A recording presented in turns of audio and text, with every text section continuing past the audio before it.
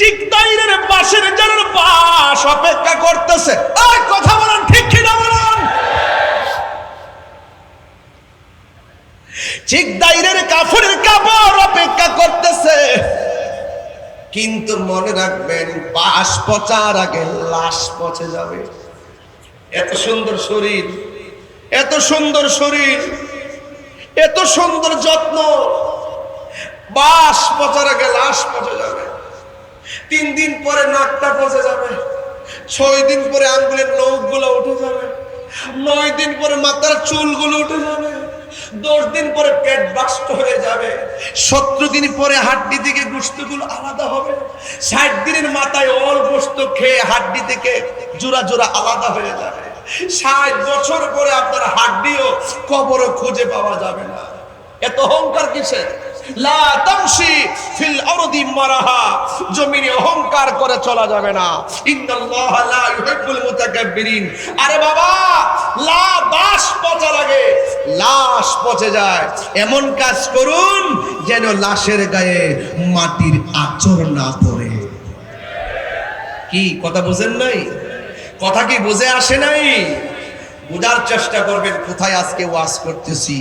বিদায় বেলায় বলে দিয়ে যাব শাহাদাতের কথা, কিন্তু এখন একটু দেহতত্ত্বের আলোচনা করি। কোথায় ছিলাম, কোথায় আসলাম, কোথায় যাব, এই 3টার ঘাট নিয়ে যারা অনভিজ্ঞ তারা কখনো রবকে চিনতে পারে নাই। কথা বলেন ঠিক না বেঠিক? আমরা রবকে চিনতে হবে। চিনার দরকার আছে না নাই? আরো বড় করে চিনার দরকার আছে না নাই? আল্লাহ, ও গো আল্লাহ, ক্ষমা করে দাও, মাফ করে দাও। একটু হাত তুললে খুশি হইতাম। আল্লাহ, ও গো আল্লাহ, ক্ষমা করে দাও, মাফ করে দাও, ক্ষমা করে দাও, মাফ করে দাও। যতদিন জীবন বিনা বাজিবে, যতদিন জীবন বিনা বাজিবে, সুপথে চালাও, মাফ করে দাও, সুপথে চালাও, মাফ করে দাও। আল্লাহ, অনেকের আওয়াজ হয় নাই। আল্লাহ, ক্ষমা করে দাও, মাফ করে দাও। বললেন ক্ষমা করে দাও, মাফ করে দাও। হারিয়ে যাব একদিন আমি, প্রবনায় ভুবন চিরদিন। বলো হারিয়ে যাব একদিন আমি, প্রবনায় ভুবন চিরদিন। ক্ষমা করে দিও তোমরা আমায়, বলো তোমরা আমায়, ভুল করে তাকে যদি কোনো দিন হারিয়ে যাব নামি, রবনায় ভুবন চির। এই চিকদার বাসী, বাঁশের যার আছে, বাঁশঝাড় এলাকা কি বাঁশঝাড় আছে? বাঁশি বাগানে বা গুরুস্থানে, গুরুস্থান আছে তো? বাঁশি বাগানে বা গুরুস্থানে হয়তো দিবে মুরে খবর, তোমরা আমায় যাবে ভুলে, রাখবে না জানি কোনো খবর। এই যে একজন বসে, ইয়াসিন ভাই বসে, আরেকজন বসে, হুজুর বসে, আমার হুজুর বসা, এই যে 5 জন মানুষ এখানে বসে আছি, না জানি কার হায়াতটা আগে শেষ হয়ে যায়, না জানি কে 5 জন দিকে কে কারে ছেড়ে চলে যায়, কেউ জানি না রে বাবা। এই মানুষগুলোর ভিতর দিকে কে জানে কারে ছেড়ে চলে যায়, আমরা কেউ জানি না।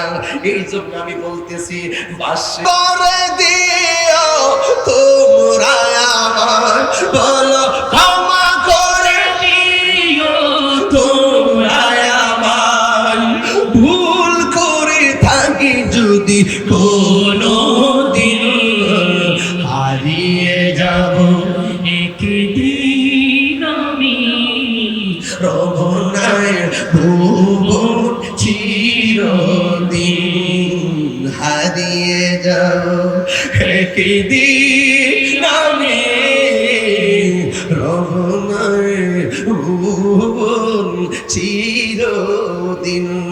অনেক আলোচকের আলোচনা মাটির বসে শুনেছি, অনেক উলামায়ে কেরামের বয়ান মাটিতে বসে শুনেছি।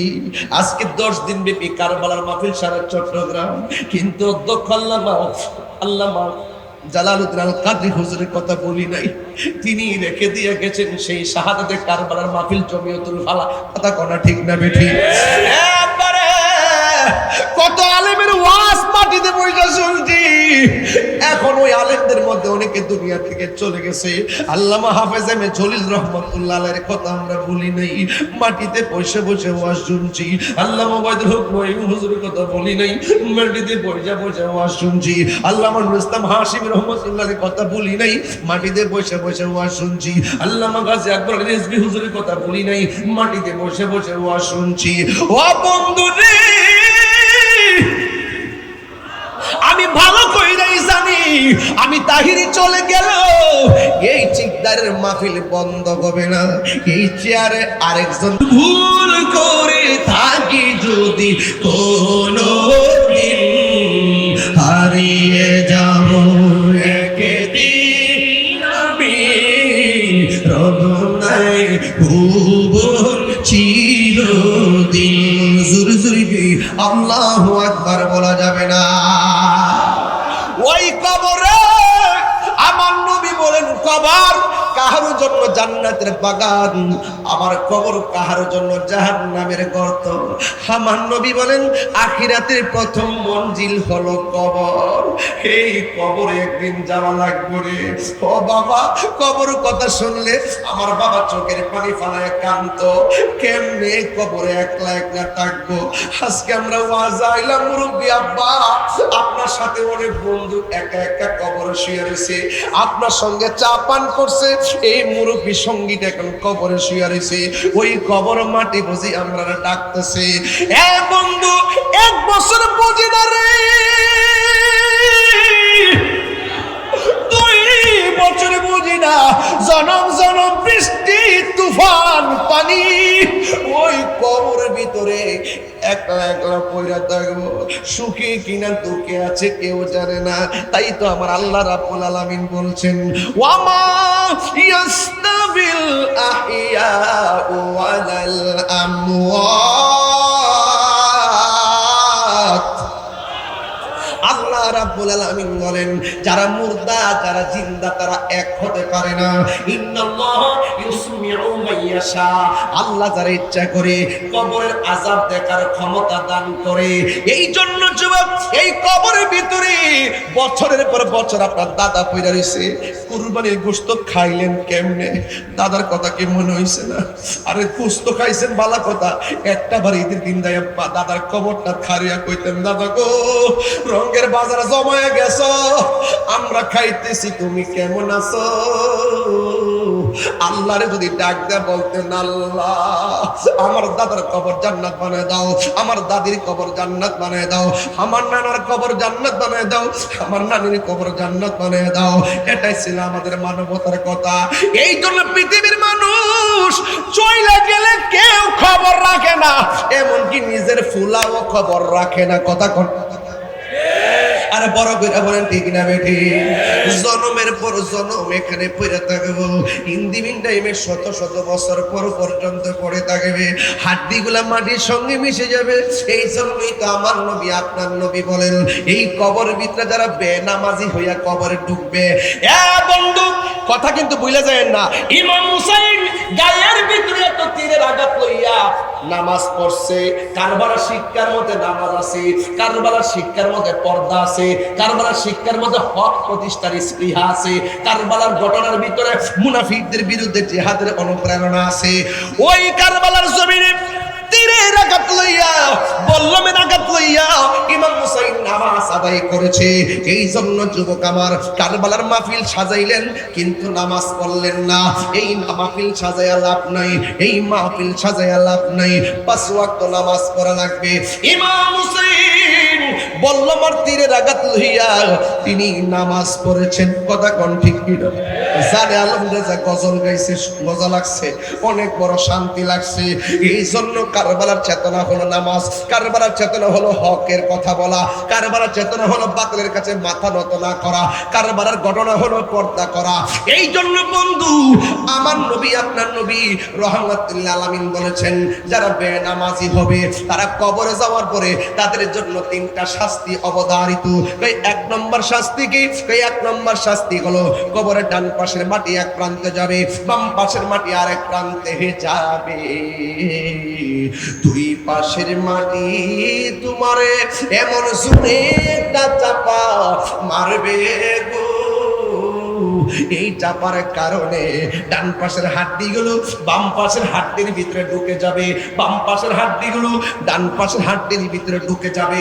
আমার হাতের মধ্যে টিস্যুটা দেখতে বড় বড় লাগে, যখন আমি মোট করলাম কিছুই দেখা যায় না। ওই বডিটা দেখতে বড় বড় লাগবে, কিন্তু মাটি যখন তোমার চাপা মারবে হাড্ডিগুলো মাটির সঙ্গে মিশে যাবে। ওই মুহূর্তে বেনামাজি বান্দা কবরে আল্লাহরে ডাক দিয়া কইব, আল্লাহ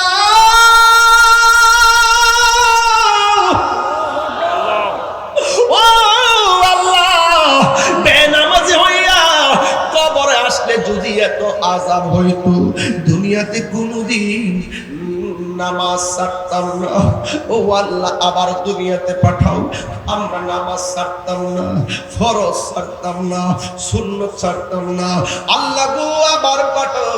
আল্লাহ বলেন না না, সুম্মা ইলাইহি তুরজাউন, অতঃপর তোমরা আমার কাছে ফিরে এসেছো, আর যাওয়ার কোনো সুযোগ নাই। ইন্না লিল্লাহি ওয়া ইন্না ইলাইহি রাজিউন, আর ফিরে যাওয়া যাবে না।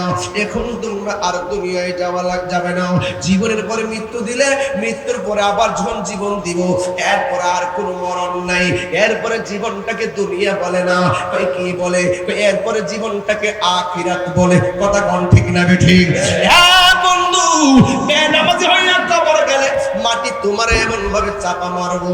এখন প্রশ্ন হলো, হেলায় হেলায় জীবন ধ্বংস করে দিলেন, নামাজ পড়লেন না। বিশ্বকাপটা শুরু হয়েছে, অনেক সময় শেষটা পর্যন্ত আপনারা খেলা দেখেন, অত অসুবিধা নাই, এটা একটা ইমোশনাল বিষয়। হঠাৎ করে আইছে, হঠাৎ করে আবার যাইব গা।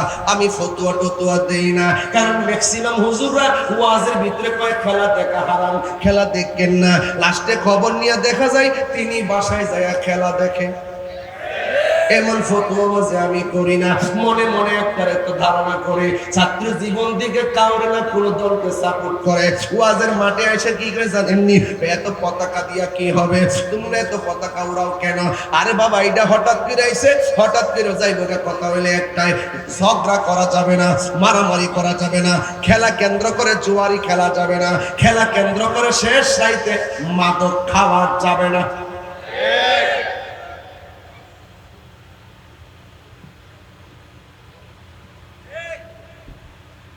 আপনাদের কি কষ্ট হইতেছে? আমি কিন্তু গরমে অনেক চিল্লাই আওয়াজ করতেছি, মেশিনের আওয়াজটা আমাকে ডিস্টার্ব করতেছে।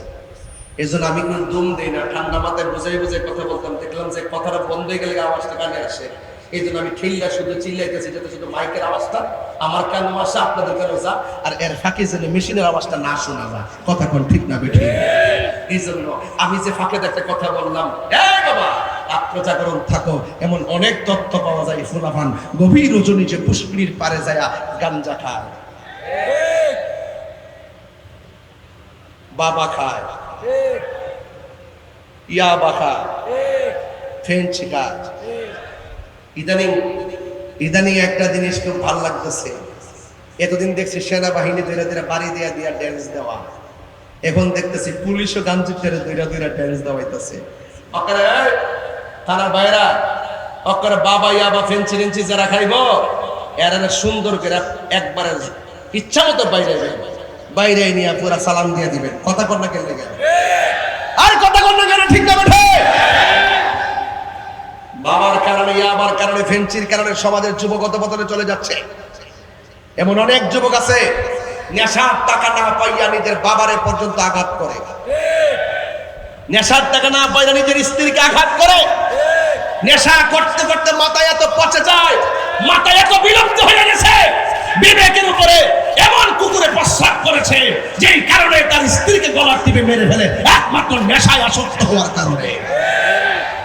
গতকাল আজকে দেখছি নেশা কইরা নিজের স্ত্রীর সঙ্গে ঝগড়া কইরা 6 মাসের বাচ্চাদের ডিল মেরে মাটিতে ফেলায়া পিছনে দাঁড়া দৌড়া সব ভাঙ্গা ফেলাইছে। এমন নেশাকুর সমাজ আছে না নাই? আরো বড় করে আছে না নাই? এই জন্য আমি পায়ে হাত দিয়ে বলবো, চিকদাই হোসাইনি কাফেলা আপনারা মাহফিল করেন তো করেন, মাদক বিরোধী প্রোগ্রামও করবেন, করেন না আপনারা? এগুলা করবেন, সামাজিক কাজ সবগুলো করবেন, ব্যানার লাগায় লাগায় বৃক্ষরোপণ কর্মসূচি দিবেন, এই ব্যানার লাগায় লাগাইয়া মাদকের বিরুদ্ধে কথা বলবেন, এবং সেই গৌসে কমিটি বাংলাদেশের মতন সেই যত মহামারী বিপদ আসবে ওই মুহূর্তে মানুষের পাশে দাঁড়াবেন। কথা বলেন ঠিক না বেঠে? খবরদার, আজকে থেকে এই রমজান চিকদারের মানুষ আজকে ওয়াদা করেন, আমরা কখনো নেশা করব না। আমার সঙ্গে কারা কারা একমত আছেন হাত তুলেন, বুঝালেন। অনেকের একাদশে 2 হাত সোজা করেন, আমরা নেশা করব। আরো বড় করে বলেন নেশা করব, আরো বড় করে নেশা করব। আল্লাহ যেন আমাদের সকলকে বোঝার তৌফিক দান করে, আমিন পড়েন। আরো বড় করে বলেন আমিন। নেশাকে হালাল না হারাম? এই আওয়াজ এই যুবক আমার পোলাপান নিবে, যুবক পোলাপান আছে নাকি? যুবক পোলাপান গুলা কিরে তারা যে হাতটা অল্প অল্প করছে বুঝছি, মানে খাইতে খাইতে মনে হয় যে হাতকে মনে ব্যথা করে এখন না। সোজা করেন, সোজা করেন। ইমাম হুসাইন রাদিয়াল্লাহু তাআলার প্রেমে উদ্ভাসিত হয়ে বলেন, যা করছি ভুল করছি। বলেন যা করছি, বলেন যা করছি, হারাম খাইছি ভুল করছি, হারাম খাইছি আর জীবনে হারাম খাবো। তাহলে এবার বলেন নেশা কি চলবে না বন্ধ? বন্ধ শব্দটা জোরে হবে, আসতে হবে না। আমার একজন স্ত্রীজনের বলে, হুজুর মাদকের ব্যাপারে ইচ্ছা মতো করবেন, এই জন্য আমি একটা বইলা দিয়া যাই, বলবেন বন্ধ। হাত নামান, বলবেন বন্ধ। বাবা বাবা বাবা বলে বন্ধ না কইবেন সবাই, খাইতো বলেন বন্ধ। বাবা বন্ধ, ইয়াবা বন্ধ, ফেঞ্চি বন্ধ, গাঞ্জা বন্ধ, সুদ বন্ধ, ঘুষ বন্ধ, চুরি বন্ধ, ডাকাতি বন্ধ, মুনাফিকি বন্ধ, নামাজ। নামাজ কি কইছে? চলবে। আর বড় গায়ে সাউন্ড একটু উঠাই দাও না। নামাজ কি চলবে না বন্ধ হবে? এই তাওয়াজটা বড় হইছে, বলেন নামাজ চলবে। এই সুন্দর নামাজ চলবে, রোজা চলবে, হজ চলবে, যাকাত চলবে, ইবাদত চলবে, মুহাব্বত চলবে, সুহবত চলবে, খিদমত চলবে, মিলাদ চলবে, কিয়াম চলবে, দুরুদ চলবে, সালাম চলবে, মাজার জিয়ারত চলবে। কি কইছে? চলবে। আঙ্গ দেশের অনেকে মাজার জিয়ারত করাকে পূজার সঙ্গে তুলনা করে।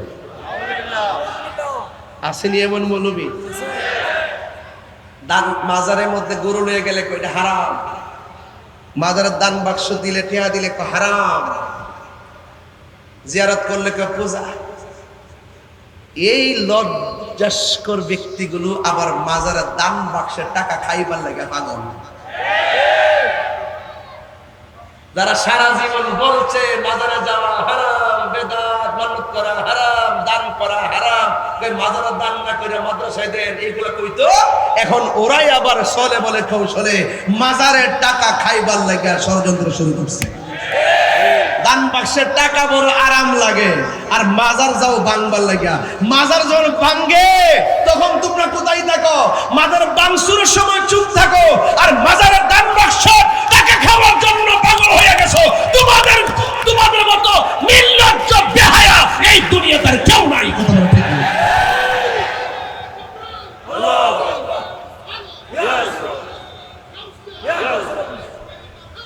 না? লজ্জা নাই, হায়া নাই, শরম নাই। আমিও বলছি, যেহেতু আপনি মাজারের টাকা, দান বাক্সের টাকা তদারকি করতে আসছেন, এটা কি রাষ্ট্রীয় কোনো প্রতিষ্ঠান? এটা ব্যক্তিগত। কিছু কিছু মাজার আছে সার্বজনীন, অবশ্যই খাদেমরা টাকা পয়সা যা আসে একটা স্বচ্ছতা অবশ্যই লাগবে, কিন্তু যারা দীর্ঘদিন ধরে এটার তদারকি করে আসছে তাদেরকে জিজ্ঞেস করতে হবে আপনারা কোন প্রক্রিয়ায় টাকা তুলতেছেন, কেমনে খরচ করতেছেন, তাদের কাছ থেকে হিসাব নিতে না নিয়ে আপনি ডাইরেক্ট এটা জব্দ করে ফেলবেন, এটা তো হতে পারে না। কথা বলেন ঠিক না বেঠিক? তাহলে আমিও সেই দিন বলেছি, আপনারা অনেক সময় অপবাদ দেন মাজারে নাকি মাদক সেবন হয়, আপনারা নাকি অভিযান চালান। অভিযান কি চালায়? অভিযান চালায়। তো অনেক মাদ্রাসার মধ্যে তো বলৎকার হয়। কথা কোন ঠিক না বেঠিক? এটাও তো দেখার দরকার।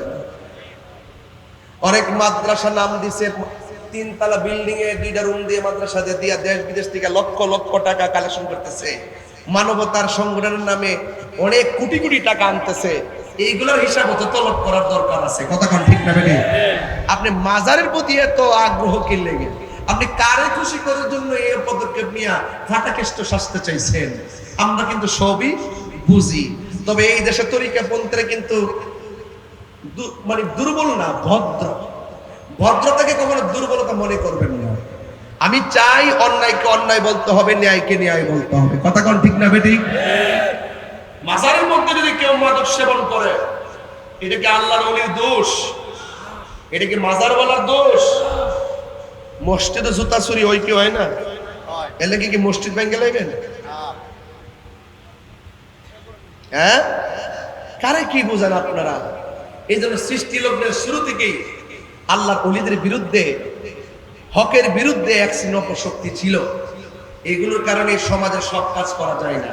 আজকে মাদকের বিরুদ্ধে বাস করতেছি, খবর নিয়ে দেখবেন বড় বড় গডফাদাররা এই সমাজের মাদকের ডিলার। কথা কোন ঠিক না বেঠিক?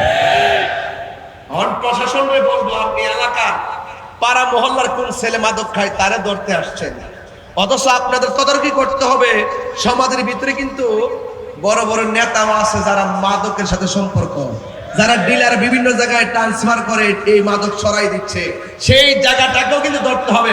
শুধু চুনুপুটি ধরলে চলবে না, মাদকের ক্ষেত্রে বোয়ালদেরকে ধরতে হবে। কথা বলেন ঠিক না?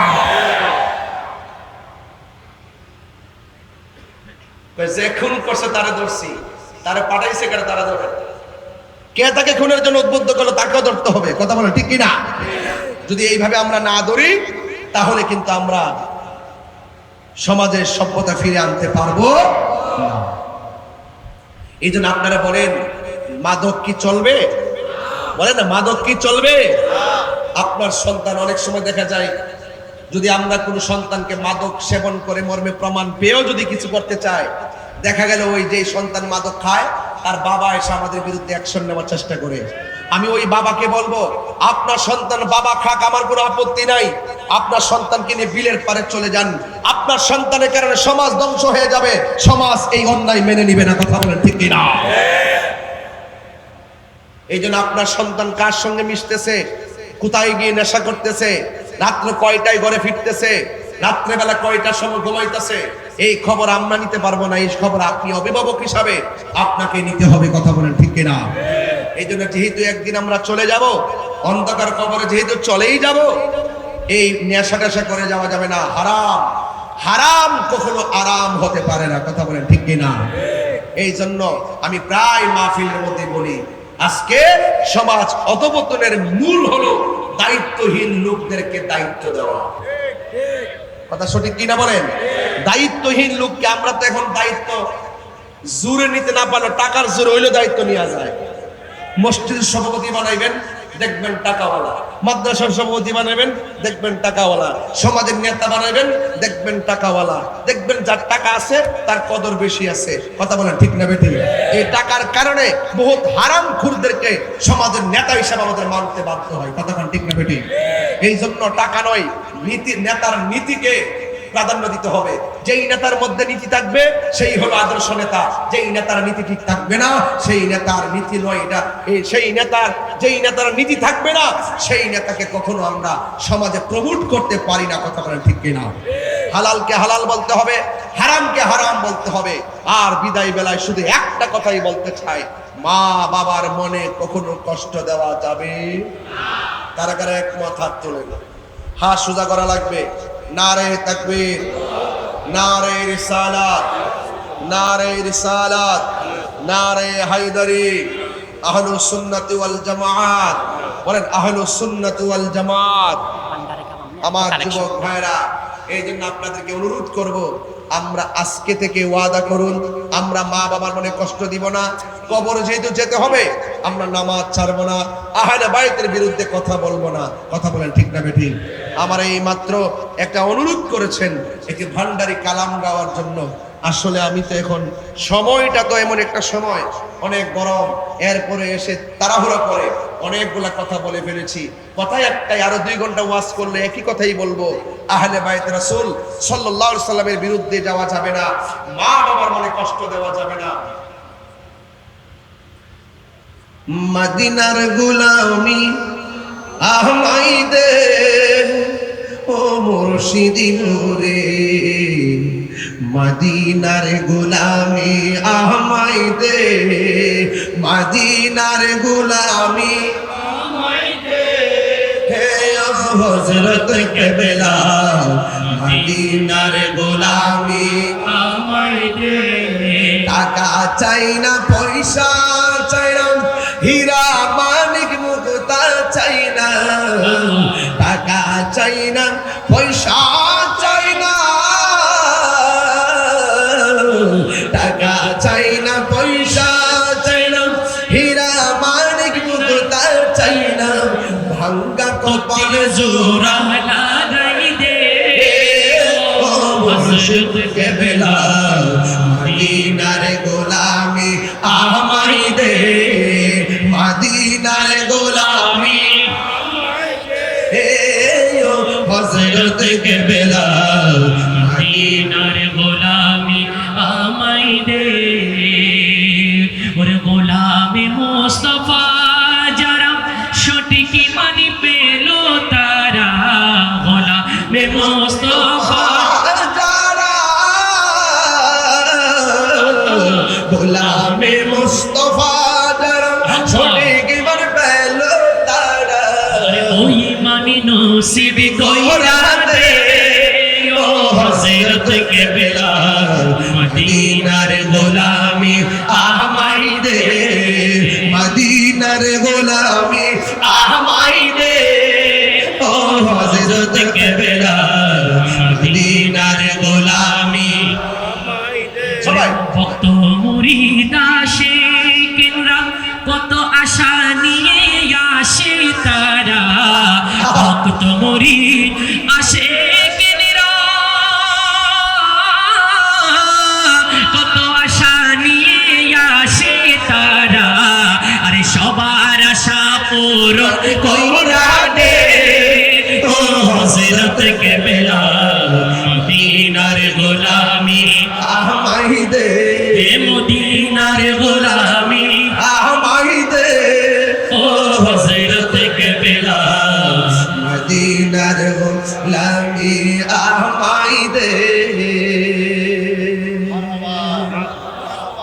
কান্দায় না ও ভান্ডারি, শুনবেন আপনারা? মুর্শিদি গাইলে কি ভালো লাগে?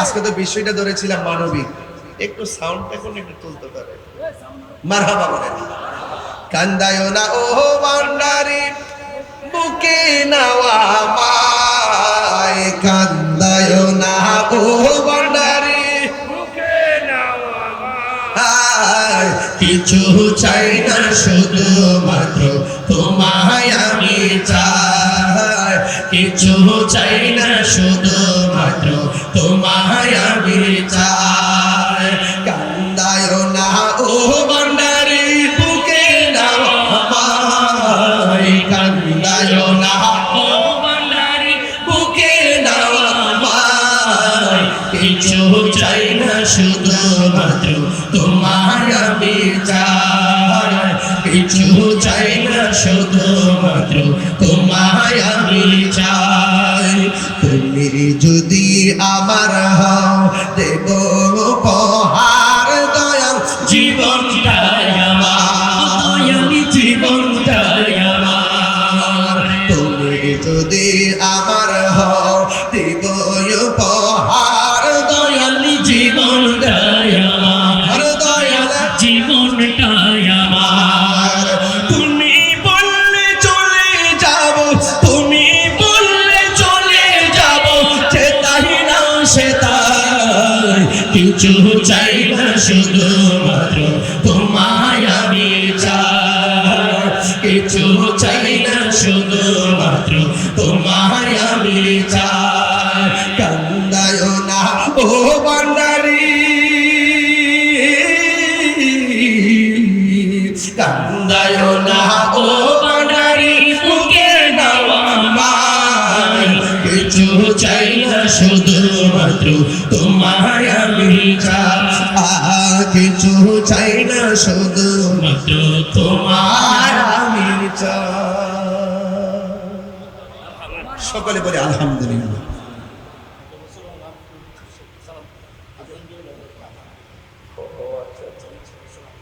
বলছিলেন আচ্ছা আচ্ছা গত বছর উনি আমার বলছিলেন আজান দেওয়ার জন্য আমি কি গত বছর আজান দিয়েছিলাম তো আবার এবার বললেন আবার দিতে মানে আবার দিতে আবার ফজরের আজান বেড়া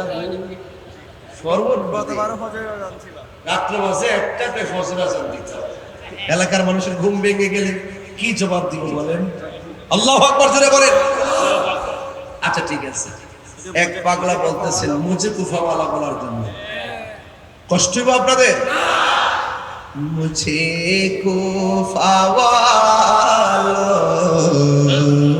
মুসাফির না সমঝো मैं आया नहीं हो बुलाया गया हो मैं आया नहीं बहुत बेहोश कहीं बंद पानी मुकद्दर में हौज़ कौसर का पीना मैं प्यासा नहीं हो पिलाया गया हो मैं प्यासा नहीं हो पिलाया गया हो सबाई मुझे कुफावार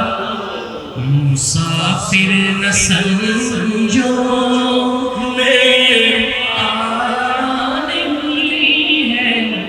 बुलाया गया झुका था जो सरवार गाहे खुदा में वही सर कलम हो गया करबला में झुका था जो सरवार गाहे खुदा में वही सर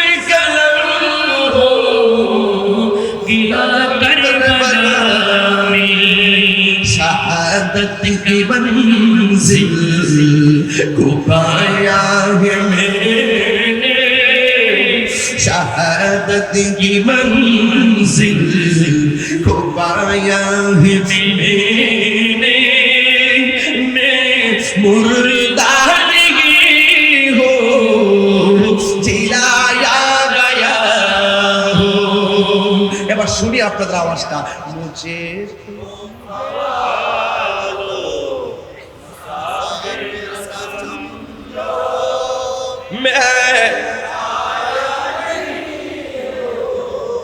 बुलाया गया हूँ कि मेहमान बना कर सताया गया हूँ मैं रोया नहीं हूँ रुलाया गया हूँ जे माथा झुका तो अल्लाहरी दरबारे जे माथा काटिलो इसी दोषी मारे जे माथा झुका तो अल्लाहरी दरबार করেছি আমি মরেছি এমন নই জিন্দা হয়েছি আমি মরেছি এমন নই জিন্দা হয়েছি উহে কুফাবাসী আমায় মুসাফির ভেবো না উহে কুফাবাসী আমায় মুসাফির ভেবো না আমি এমনিতে আসিনি দাওয়াতে এসেছি আমি এমনিতে আসিনি দাওয়াতে এসেছি আল্লাহ জানে এ কেমন মেহমানদারি বাহাদুর বিপাশাই পানি বন্ধ করি কপালে ছিল মোর হাউজে কাউসার কপালে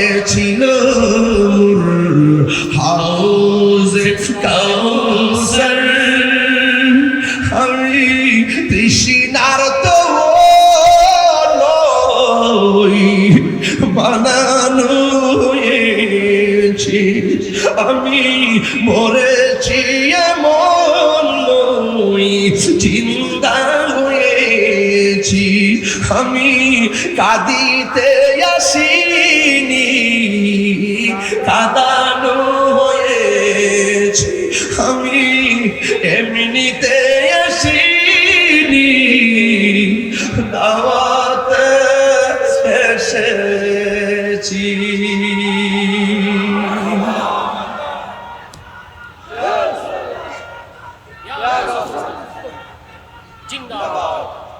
হে হুসাইন নবীজি আওলাদ সালাম জানাই মোরা তোমায় সালাম জানাই মোরা তো হাত তুলে কি গুনাহ হবে হাত না হে হুসাইন নবীজি আওলাদ সালাম জানাই মোরা তোমায় সালাম জানাই মোরা তোমায় জানি না কেমন করে ছিলেন নবী সোনার মদিনায় জানি না কেমন করে ছিলেন নবী সোনার মদিনায় যে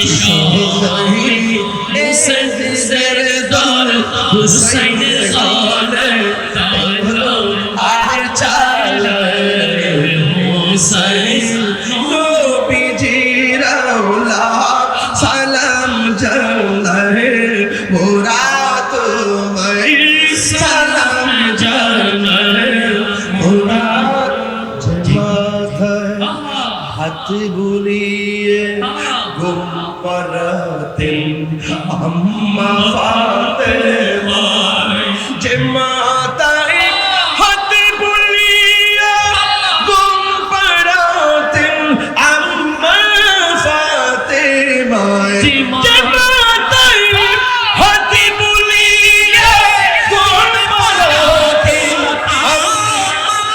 তেমাই কিভাবে সেই মাতাকে ছিল তারা তীরে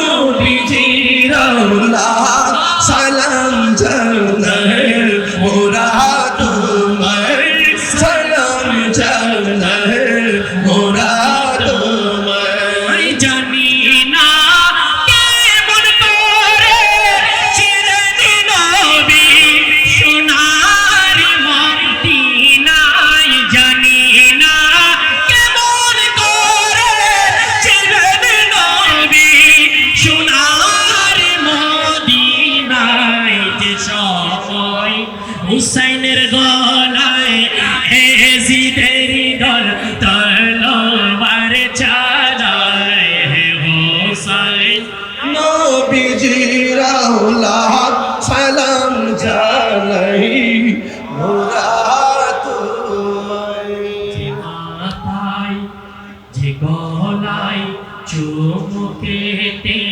খোদার পাবে নবী মুস্তাফায় যে গলায় চুমুকেতে আল্লাহর হাবিব নবী মুস্তাফায় যে গলায় চুমুকেতে আল্লাহর হাবিব নবী মুস্তাফায় যে গলায় চুমুকেতে আল্লাহর হাবিব নবী মুস্তাফায় কিভাবে সেই গলেতে এজিদের দল তলোয়ার চালায় হে হুসাইন নবীজির আওলাদ সালাম জানাই মোরা তোমায় সালাম জানাই মোরা তোমার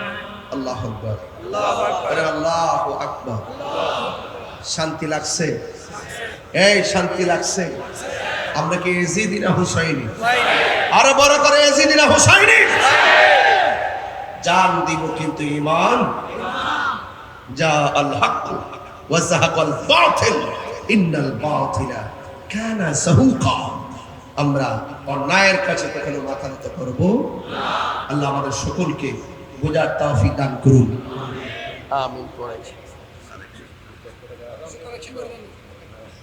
এখন কে কালেকশন আগে না করে নিবি এত রাত্রে কি হবে এত রাত্রে কি করব আগে বলতেন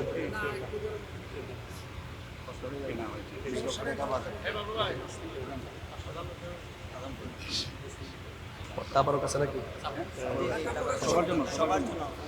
আপনাদের জন্য ব্যাপক তাবারকের আয়োজন করেছে সবাই নিয়ে যাবে কেউ নড়াচড়া করবেন না আমাকে এক মুরব্বী মানুষ অনুরোধ করেছেন এক ভাই অনুরোধ করছেন কারবালার মান কাবাত বলার জন্য বলছি আরেক মুরব্বী বাবা আমাকে নির্দেশ করেছে আদেশ করেছে আজান দেওয়ার জন্য আজান দিব দেওয়ার আগে অনলি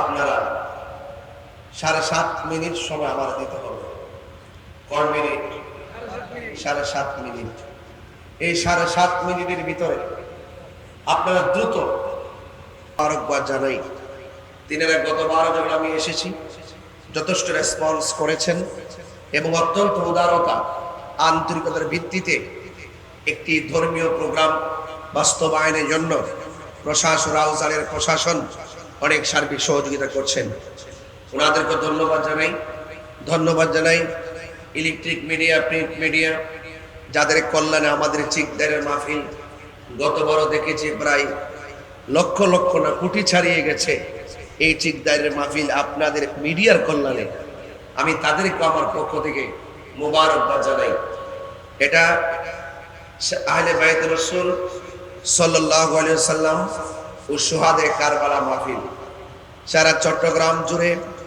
10 দিন ব্যাপী, 4 দিন ব্যাপী, 5 দিন ব্যাপী এইরকম মাহফিল চলছে। এটা আমাদের সুন্নিদের একটি চেতনা যে মুহররম মাসে যে আমরা এইভাবে আহলে বাইত রাসূল সাল্লাল্লাহু আলাইহি ওয়াসাল্লামের প্রেমে উজ্জীবিত হয়ে আমরা এই মাহফিলগুলো সাজিয়ে থাকি।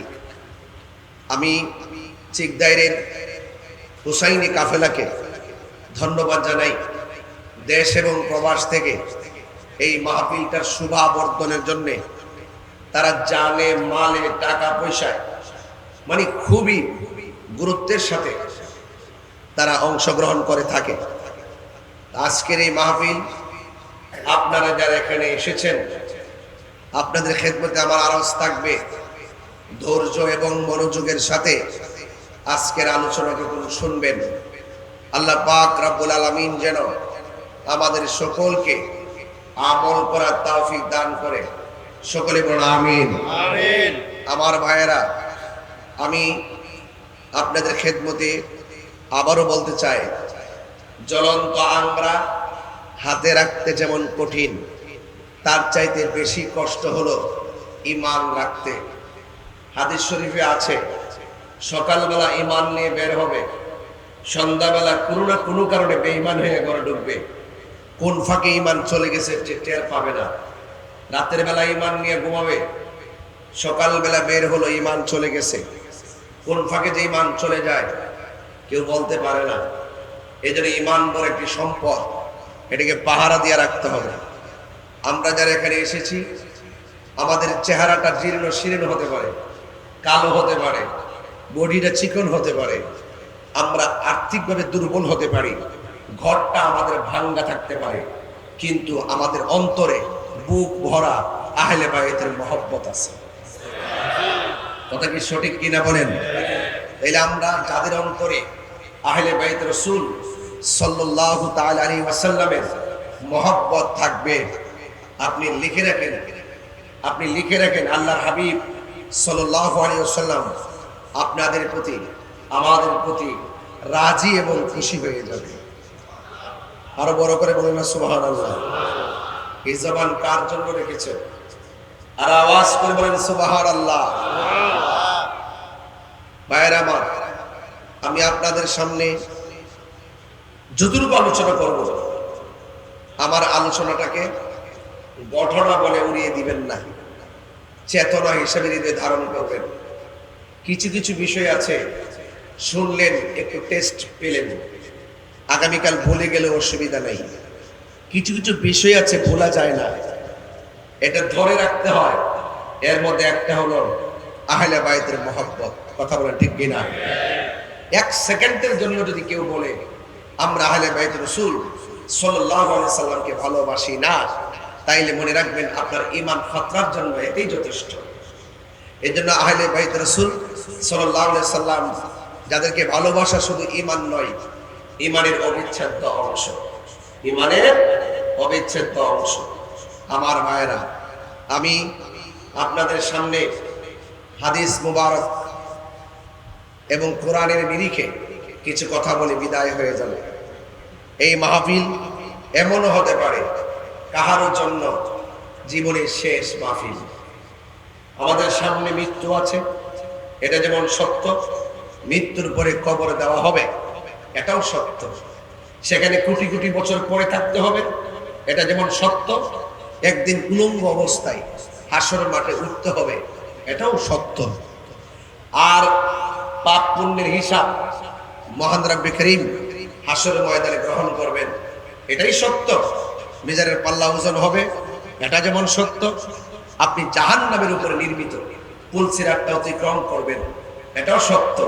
নেকি হলে পার হয়ে যাবেন জান্নাতে, আর বদি হলে কেটে কেটে ওই পুল সিরাতের নিচে আপনি জাহান্নামে পড়ে যাবেন, এটাই সত্য। মনে রাখবেন, জন্ম মৃত্যু দেওয়ার মালিক একজন। জবান খুলে বলেন তিনি কে? আল্লাহ। আরো বড় করে বলে তিনি কে? এতে কোনো সন্দেহ? সেই রব এক একজনকে এক একটা নিয়ামত দেয়। আমি একটি হাদিস আপনাদের সামনে পড়লে আপনি বুঝতে পারবেন যে আমি কি পড়তেছি, আপনাকে আমি কি বুঝাইতেছি, এবং আপনি অন্ততপক্ষে কতটুকু পর্যন্ত সেটা অনুধাবন করতে পারবেন। আমি হাদিস মুবারকটা খুবই গুরুত্বের সাথে আলোচনা করব। এরপর ইনশাল্লাহ কিছু ঘটনা আছে, ঘটনার নিরিখে আমি আপনাদের সামনে সেটা যতটুকু পারি মানবিকভাবে হৃদয়ের গভীর থেকে কিছু আলোচনা করে বিদায় হয়ে যাবে। আগে আমাদের ফাউন্ডেশনটা মজবুত করতে হবে। ফাউন্ডেশনটা কি করতে হবে? মজবুত করতে হবে। একটি হাদিস আমি আপনাদের সামনে পড়ছি, আপনারা মেহেরবানি করে শোনার চেষ্টা করবেন। এই হাদিসটি পড়ার আগে আমি শুধু আপনাদেরকে স্মরণ করতে চাই যে আপনি আহলে বাইতকে ভালোবাসবেন, আংশিক ভালোবাসার সুযোগ নাই, আপনাকে পরিপূর্ণ ভালোবাসতে হবে। আপনি রাসূলুল্লাহকে ভালোবাসবেন, আংশিক ভালোবাসার সুযোগ নাই।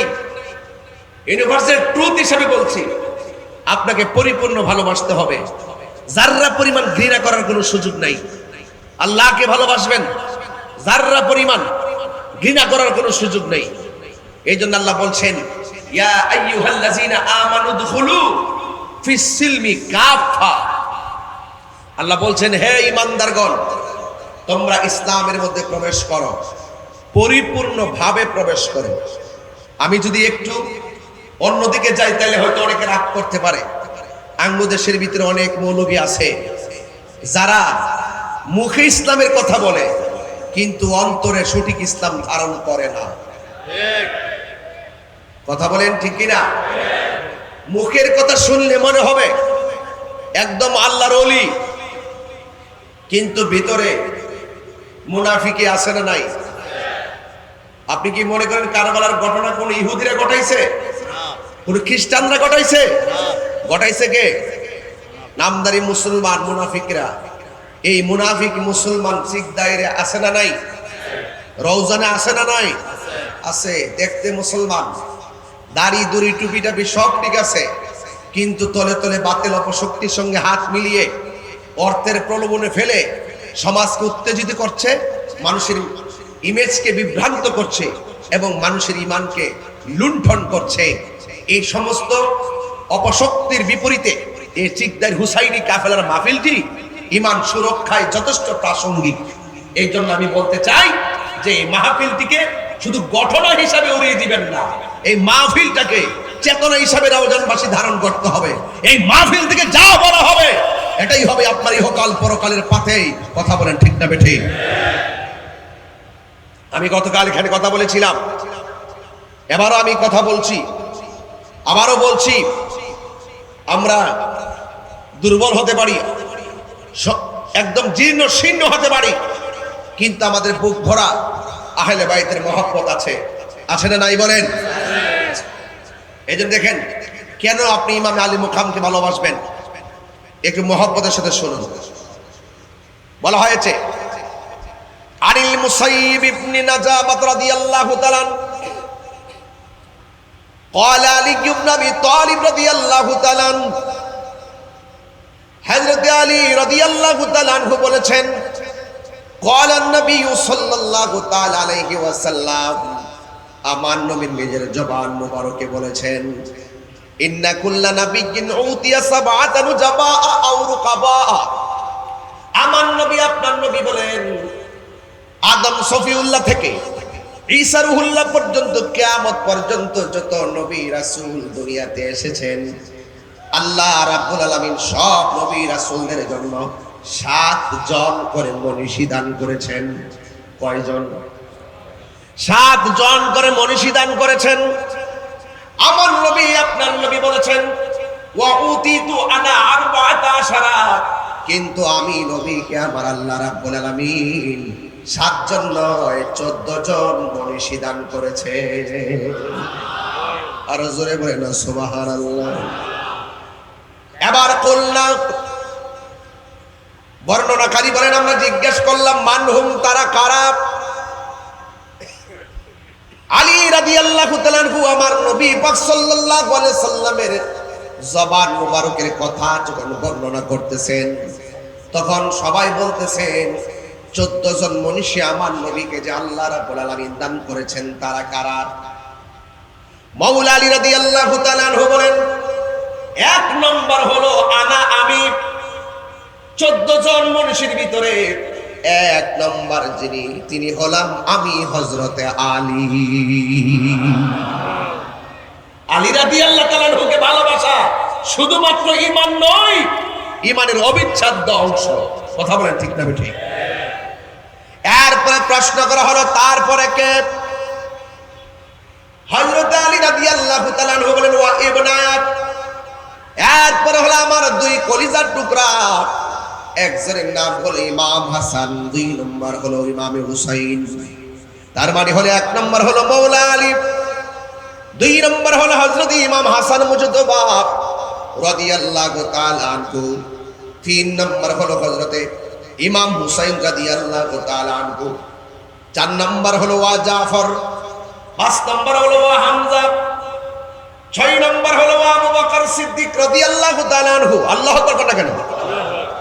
7 নম্বর হলো হযরত ওমর রাদিয়াল্লাহু তাআলা আনহু, 8 নম্বর হলো ওয়া মুসআব ইবনে উমাইর রাদিয়াল্লাহু তাআলা আনহু, তারপরে হলো হযরতে বেলাল রাদিয়াল্লাহু তাআলা আনহু, তারপরে হলো হযরতে সালমান রাদিয়াল্লাহু তাআলা আনহু, এরপরে হলো হযরতে আম্মার রাদিয়াল্লাহু তাআলা আনহু, এরপরে হলো হযরতে মিকদাদ রাদিয়াল্লাহু তাআলা আনহু, এরপরে হলো হযরতে হুযায়ফা রাদিয়াল্লাহু তাআলা আনহু, এরপরে হলো আব্দুল্লাহ ইবনে মাসউদ রাদিয়াল্লাহু তাআলা আনহু।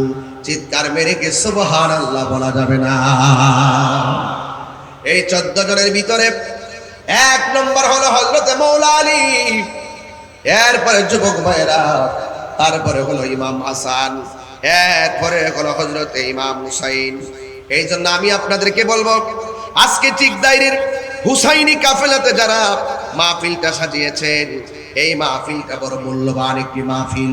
হুসাইনি কাফেলা এটা সাধারণ কোনো কাফেলা নয়, যাদেরকে আমার নবী, যেই হাসান হুসাইন রাদিয়াল্লাহু তাআলা আনহুকে আমার নবী জান্নাতের যুবকদের সরদার বলেছেন। আমি একটি হাদিস কোট করে আপনাদের সামনে নিয়ে এসেছি।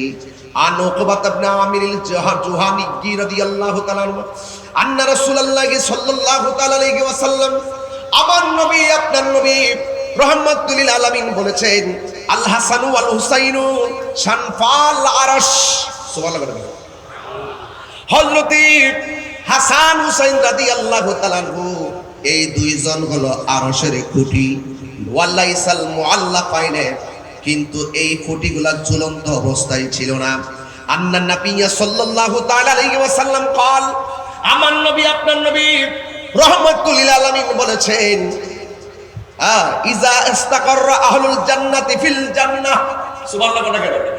যখন জান্নাতীদেরকে জান্নাতের ভিতরে বসবাসের জন্য আল্লাহ পাক সুযোগ দিয়ে দিবেন, ক্বালাতিল জান্নাত, জান্নাত ডাক দিয়া বলবে, ইয়া রাব, হে আল্লাহ, ওয়া'তানি আন তুযায়্যিনানি বিরুকনাইনি মিন আরকানিকা।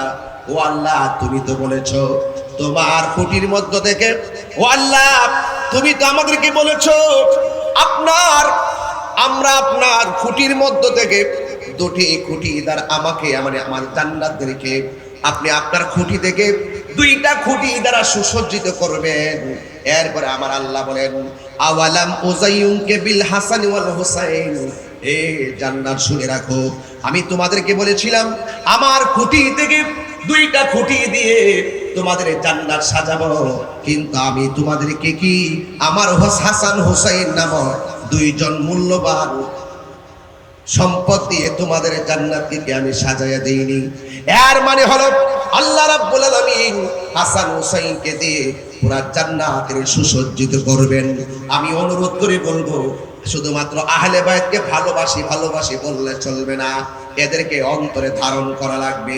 আমার নবী আপনার নবী বলেন, পৃথিবীর মানুষ হাসান হুসাইন আমি নবী থেকে, আমি নবী হলাম হাসান হুসাইন থেকে। এই জন্য আমার যুবক ভাইরা অনুরোধ করে বলবো, এই মাহফিলটাকে হৃদয়ের ভিতরে ধারণ করুন। যদি হৃদয়ের ভিতরে ধারণ করতে পারেন, তাইলে দেখবেন ইনশাআল্লাহ আপনার আমার জন্য আখিরাতটা অনেক সুন্দর হয়ে যাবে। কেন আমরা হাসান হুসাইনকে ভালোবাসবো? আন আলী রাদিয়াল্লাহু তাআলা আনহু قال হযরত আলী রাদিয়াল্লাহু তাআলা আনহু বলেন আল হাসানু আশবাহু বিরাসূলিল্লাহি সাল্লাল্লাহু আলাইহি সাল্লাম মা বাইনা সাদরি ইলা রাসি। আমার হাসান কেমন কেমন জানুনি। হযরত আলী রাদিয়াল্লাহু তাআলা আনহু থেকে বর্ণিত, তিনি বলেছেন আমার নবীর বুক মুবারক থেকে মাথার চুল মাথার তালু মুবারক পর্যন্ত ওই যে আমার নবী পাকের হযরত হাসান রাদিয়াল্লাহু তাআলার বুক থেকে মাথার তালু পর্যন্ত যে অংশটা ছিল, এই অংশটা দেখতে ডাইরেক্ট আমার নবীর মতো। আর বড় করে বলে না সুবহানাল্লাহ। এরপরে বলছে ওয়াল হুসাইনু আশবাহু বিন নবী সাল্লাল্লাহু তাআলা আলাইহি ওয়াসাল্লাম মা কানা আসফালা মিন যালিকা। আর আমার নবী আপনার নবীর সাহাবী হযরত আলী রাদিয়াল্লাহু তাআলা আনহু বলেন হুসাইনের বুক থেকে পায়ের তলা পর্যন্ত যে জায়গাটা, এই জায়গাটা দেখতে হুবহু আমার নবীর মতো। জোরে বলেন সুবহানাল্লাহ। এই জন্য আমার ভাইরা শুধুমাত্র বলেছি হাসান হুসাইন নাম বললেই চলবে না, হৃদয়ে ধারণ করা লাগবে। এদেরকে মহব্বতের কথা আমার নবী বলেছেন, যাদেরকে ভালোবাসলে আমি নবী আমার নবীকে ভালোবাসা হয়ে যায়, যাদেরকে কষ্ট দিলে আমার নবী কষ্ট পায়। এই জন্য আমার নবী আপনার নবী রাহমাতুল লিল আলামিন বলে দিয়েছেন আন আবি মুসা আল আশআরি রাদিয়াল্লাহু তাআলা আনহু, হযরত আবি মুসা আল আশআরি রাদিয়াল্লাহু তাআলা আনহু থেকে বর্ণিত قال তিনি বলেছেন قال রাসূলুল্লাহ সাল্লাল্লাহু তাআলা আলাইহি ওয়াসাল্লাম, আমার নবী আপনার নবী বলেছেন আনা ওয়া আলী ওয়া ফাতিমাতু ওয়াল হাসান ওয়াল হুসাইন, আমি নবী এবং হযরতে আলী এবং খাতুনে জান্নাত ফাতেমা হাসান এবং হুসাইন ইয়াউমাল কিয়ামতি ফি কুব্বাতিন তাহতাল আরশ, হাশরের ময়দান যেদিন কায়েম হবে, ওই কঠিন মুসিবতে মানুষ যেদিন নাফসি নাফসি বলে কাঁদবে, ওই কঠিন মুসিবতের সময় আমি এবং আলী এবং ফাতেমা হাসান হুসাইন আরশে আজিমের ভিতরে একটা গম্বুজ থাকবে, ওই গম্বুজের নিচে আমরা পাওয়ার জন্য অবস্থান করব। তার মানে প্রমাণ হয়ে গেল আমার আল্লাহ রাব্বুল আলামিন এই পাঁচজনের মর্তবা অনেক বাড়াইয়া দিয়েছেন। এই জন্য আমার যুবক ভাইরা আহলে বায়তকে ভালোবাসলে আমার নবী আপনার নবী আপনাকে ভালোবাসবেন। এই জন্যই তো আমার নবী বলেছেন আমার আহলে বায়ত হলো নূহ নবীর কিস্তির মতন। নূহ নবীর আমলে নৌকায় যারা আরোহণ করেছে নবীকে মেনে, তারা যেমন বেঁচে গেছে, আর যারা মানে নাই তারা ডুবে মারা গেছে। কিন্তু আবার আহলে বায়তের মহব্বত যার অন্তরে থাকবে, পৃথিবীর কোনো অপশক্তি ওই মানুষটার ঈমানটাকে হরণ করতে পারবে না। জুড়ে বলেন সুবহানাল্লাহ। এই জন্য আমার ভাইয়ারা আমার অনুরোধ থাকবে, ঈমান বড় সম্পদ। ঈমান এমন একটা সম্পদ, এটা অনেকে আছে টাকা দিয়ে কেনার জন্য আসবে, অনেকে আছে চুক্তি দিয়ে কেনার জন্য আসবে। আমরা ঈমানটাকে ধরে রাখতে হবে, আর ঈমানটাকে ধরে রাখতে হলে মুহররম মাসে এইরকম আলোচনার ব্যবস্থা করতে হবে, রবিউল আউয়াল মাসে এমন ভাবে আলোচনার ব্যবস্থা করতে হবে। পুরা মাস সুন্নি জামাতের আহলুস সুন্নাত ওয়াল জামাতের এই প্রোগ্রামগুলো করা লাগবে, কারণ বাতিল অপশক্তি চলে বলে কৌশলে আমাদের রান্নাঘরে পর্যন্ত তারা ঢুকে গেছে। কথা বলেন ঠিক কিনা? এখন বলবেন হুজুর রান্নাঘরে ঢুকলো কেমনে? রান্নাঘরে ঢুকছে কেমনে বুঝেন না? মোবাইলের ভিতরে, বিছানার আপনার কম্বলের ভিতরে ঢুকে গেছে। এই মোবাইল নামক বিভিন্ন ছোট ছোট বক্তব্য দিয়ে দিয়ে আমাদের ঈমানকে তারা হাইজ্যাক করছে। এই মাহফিলগুলো আপনারা কোট করে করে এই মাহফিলগুলোর প্রচারণা করতে হবে, কারণ বাতিল অপশক্তিগুলো বসে নাই, তারা ছলে বলে কৌশলে আমাদের ঈমানকে এমন ভাবে লুণ্ঠন করছে। আমি গত 3 দিন আগে শুনেছি একজন ধর্মীয় আলোচক মুখে দাঁড়িয়ে আছে, ভেরি সেলিব্রিটি, কিন্তু তিনি বলেছেন কারবালার জমিনে ঘটনার পিছনে এজিদের কোনো দোষ নাই। সে বলে এজিদ নাকি রহমতুল্লাহ আলাইহি, এজিদের নামের উপর রহমতুল্লাহ আলাইহি ব্যবহার করে, অথচ তারা কিন্তু বর্তমান বাংলাদেশের মুখপাত্র। কিন্তু এই মুখপাত্রগুলো অনেকজনের কাছে খুব প্রসিদ্ধি লাভ করেছে, কিন্তু আহলে সুন্নাত ওয়াল জামাতের এই প্রোগ্রামগুলোর কারণে তারা হয়তো সমাজের মাঠে এসে কথা বলার সুযোগ পায় না। যারা ইউটিউবের ভিতরে বলতেছে এদের কোনো দোষ নাই, আমার তো মনে হয় তারা যদি এইরকম চিকদারের জমিনে মাহফিলে এসে বলতো এজিদের কোনো দোষ নাই, এজিদ তাহাজ্জুদ পড়েছে, এজিদ নাকি রহমাতুল্লাহ আলাইহি, এই কথা যদি চিকদারের জমিনে এসে বলতো, হুসাইনি কাফেরের মানুষগুলো তাদের দল বরাবর স্যান্ডেল দিয়ে বিতাড়িত করে দিত। ওরা ইউটিউবে বসে বসে বক্তব্য দিয়ে দিয়ে মাঠে ছেড়ে দেয়, আর তাদের কিছু ফলোয়াররা অন্ধভাবে তাদের কথা গিলে খায়। মাঠ পর্যায়ে তাদের বেল নাই, তারা ওই ঘরের ভিতরে তাদের নিজস্ব কিছু জায়গা আছে, বিভিন্ন কিছু সেমিনার আছে, বিভিন্ন গোপনে গোপনে কিছু প্রোগ্রাম করে ইউটিউবে ছেড়ে দেয়। আর সমাজের মানুষ যারা যারা আছেন তারা শুনে শুনে দুদুল্যমান অবস্থায় পড়ে যায়, বিপাকে পড়ে যায়। তখন আমরা চিন্তায় পড়ে যায় ওরা কেমন মুসলমান। তখন বলতে ইচ্ছা হয় ওই যে কারবালার জমিনে মুসলমান তো দুই দলেই ছিল, হয়তো এক দল ছিল হুসাইনি মুসলমান, আরেক দল ছিল ইয়াজিদি মুসলমান। তার মানে বোঝা গেল আমরা ছিলাম হুসাইনের পক্ষে আর তারা হলো ইয়াজিদের পক্ষে। এই ইয়াজিদের নাতির গড়ের পতিরা এখনো সমাজে আছে কিনা বলে, এখনো সমাজে বিচরণ করতেছে। এদের থেকে যদি সাবধানতা অবলম্বন করতে হয়, এদের কাছ থেকে যদি বাঁচতে হয়, আর মানুষগুলোকে যদি ওই ঈমান সুরক্ষায় কোনো ধরনের রাস্তা দেখাতে হয়, ঠিক তাই হুসাইনি কাফেলার মাহফিলগুলো এই সমাজের জন্য বেশ উপকারী। ঈমান রক্ষায়, কি রক্ষায়? ঈমান রক্ষায়। আজকে গতকাল দেখেন নাই ভেনেজুয়েলা এমন ভূমিকম্প হয়েছে, মাত্র এক মিনিট এমন ভূমিকম্প হয়েছে, আশঙ্কা করতেছে প্রায় 1 লক্ষ লোক মারা গেছে। কয় লক্ষ? 1 লক্ষ লোক মারা গেছে। এই ভূমিকম্পের চাইতো বড় ভূমিকম্প হলো এজিদপন্থীরা। এই ভূমিকম্পের চাইতো বড় ভয়ঙ্কর ভূমিকম্প হলো বাতিল অপশক্তিরা। কারণ গড় গেলে ঘর পাওয়া যায়, জীবন গেলে জীবন পাওয়া যায়, কিন্তু ঈমান গেলে ঈমান পাওয়া যায় না। ঈমান বিধ্বংসীরা ভূমিকম্পের চাইতে খারাপ, ঈমান বিধ্বংসীরা আইলার চাইতে খারাপ, ঈমান বিধ্বংসীরা নার্গিসের চাইতে খারাপ, ঈমান বিধ্বংসীরা ঘূর্ণিঝড় চাইতে খারাপ। এই জন্য টাকা গেলে টাকা পাওয়া যায়, কিন্তু ঈমান গেলে ঈমান পাওয়া যায়। এদের ঈমান কি ছোট সম্পদ না বড় সম্পদ? অনেক বড় সম্পদ। এটা বড় নসিব লাগে। জোরে কোন কি লাগে? এটা নসিব লাগে, নসিব। এই জন্য যাদের নসিব ভালো তারা হুসাইনের প্রেমে উদ্ভাসিত হয়েছে, আর নসিব মন্দ ইসলাম পেয়েও তারা প্রকৃত ইসলাম ধারণ করতে পারে না। এই কথা বলেন ঠিক কিনা আমার ভাইয়েরা? এই জন্য আপনাদেরকে বলবো, এই মাহফিল যেহেতু এসেই পড়েছেন, আল্লাহর ওয়াস্তে শুধু ঈমানটা ঠিক রাখেন।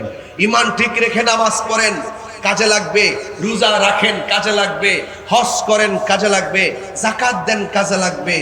আমরা যারা হলো সুন্নাতুল জামাত আছি, এখন জবান সমস্যরে বলুন, আমরা সুন্নি জামাত কি এখন 2 না 1?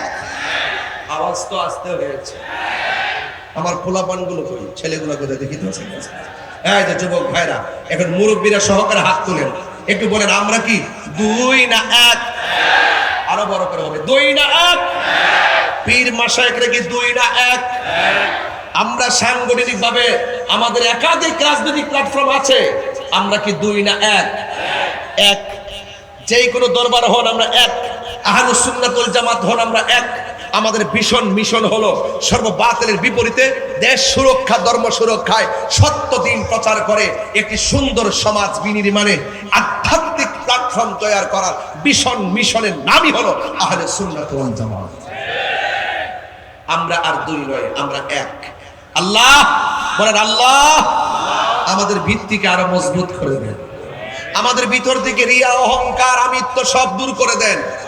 আমরা সবার একটাই পরিচয়, পদ পদবি বড় কথা নয়, আমাদের একটাই পরিচয়, আমরা গোলামে রাসূল। কথা বলেন ঠিক কিনা?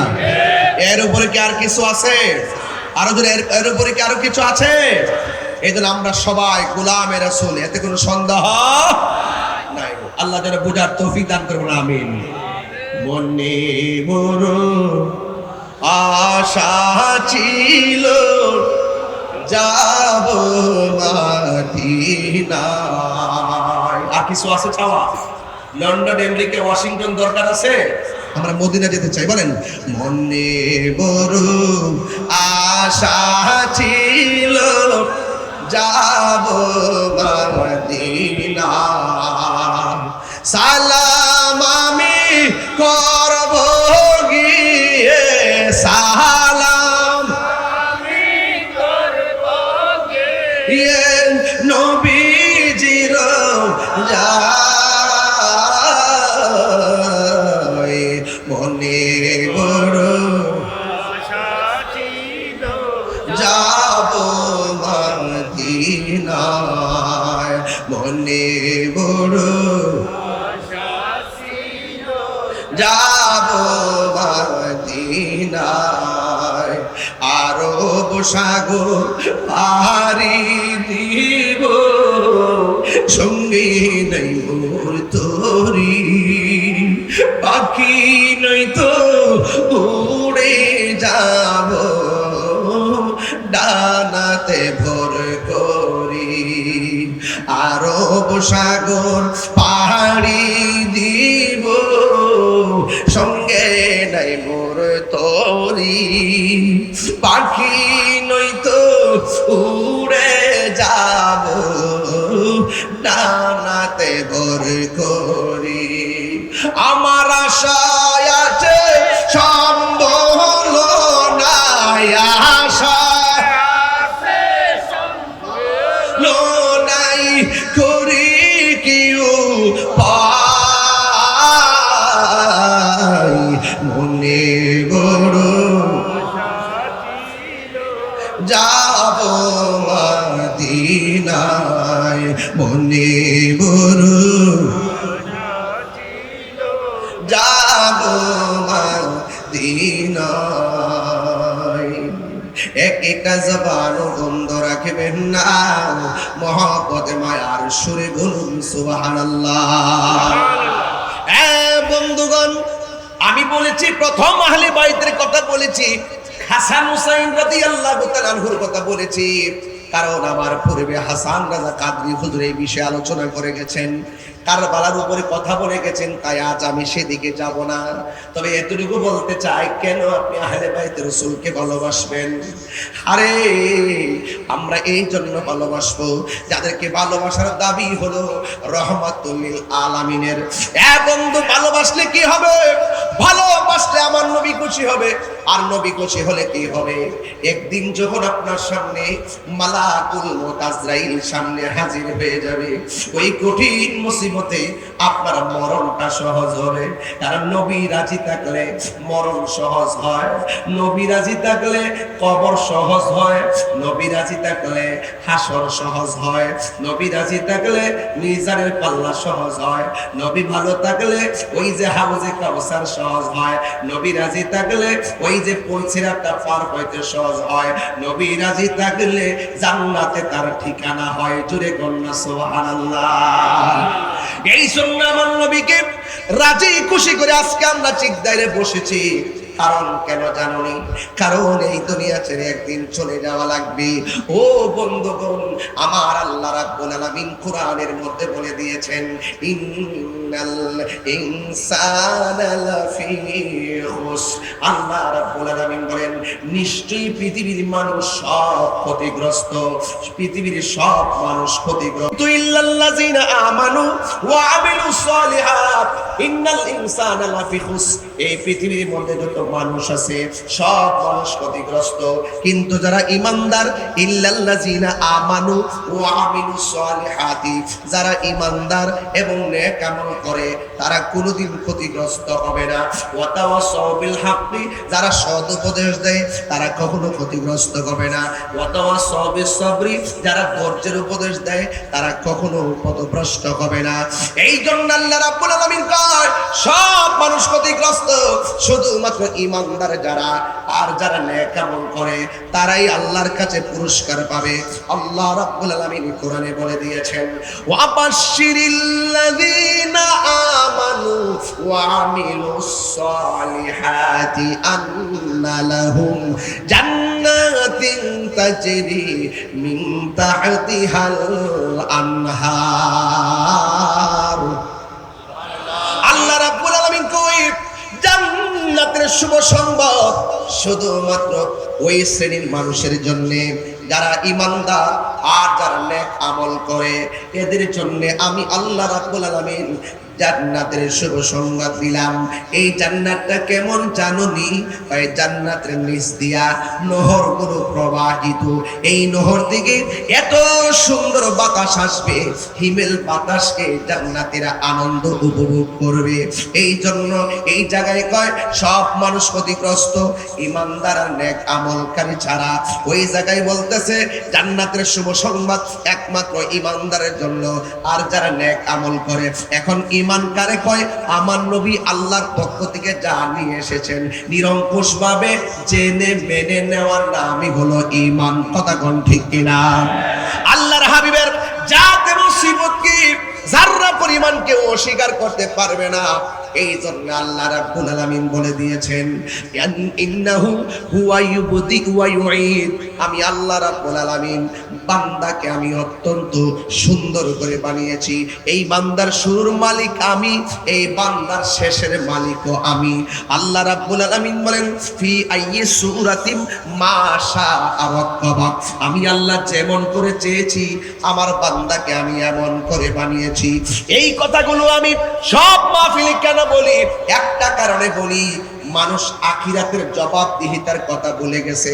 আজকে রাজনৈতিক প্রতিহিংসায় ধর ধর ধর ধর করে করে মব ভায়োলেন্সে মানুষ মারা হচ্ছে। ধর ধর ধর বলে মারো মারো মারো, কয় মতাদর্শের ভিন্নতা হলে মানুষকে মেরে ফেলো। এমন ভাবে আমার ভাই মাওলানা গইসুদ্দিনকে প্রকাশ্য মেরে ফেলছে। কথা কোনা ঠিক কিনা? একের পর এক আমার ভাই আল্লামা শহীদ নুরুল ইসলাম ফারুকী রহমাতুল্লাহ আলাইহিকে ঘরের ভিতরে ঢুকে তারা মেরে ফেলেছে। আজও আমরা বিচার পাই নাই। কথা কোন ঠিক না বেঠি? আজও আমরা কি বিচার পেয়েছি? গত কয়েকদিন আগে ফেসবুকে লিখেছে নুরুল ইসলাম ফারুকীকে হত্যা করেছি, এখন সুযোগ পেলে তাহিরিকে হত্যা করে ফেলবো, এমন ভাবে তারা ওপেন লেখালেখি করে। আপনারা জবান খুলে বলুন হায়াতের মালিক কে? এই জন্য আমরা মৃত্যুর পরোয়ানা করি না। ইমামে আলী মুকাম মরণের ডরে ময়দান থেকে পলায়ন করে নাই। সংখ্যা ছিল ৭২ জন, তাদের সংখ্যা ছিল প্রায় ৮০,০০০ শেষ পর্যন্ত। ইমাম হুসাইন ৭২ জন হইলেও ময়দান থেকে পলায়ন করে নাই। আমরা এজিদের দলে নয়, আমরা হুসাইনের দলে। রক্ত দিব, জীবন দিব, কিন্তু আমরা ঈমান দিব না।